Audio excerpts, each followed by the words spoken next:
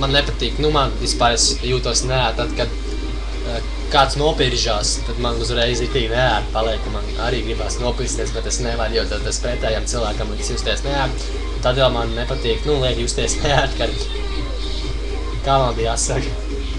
Kad ir štornīti un ir apakšējais. Kad ir štornīti un ir apakšējais, un tad man vēl nepatīk. Nu, man liek justies neērti, tad, kad mans mammas izturēšanās pret mani vīrieti, jā.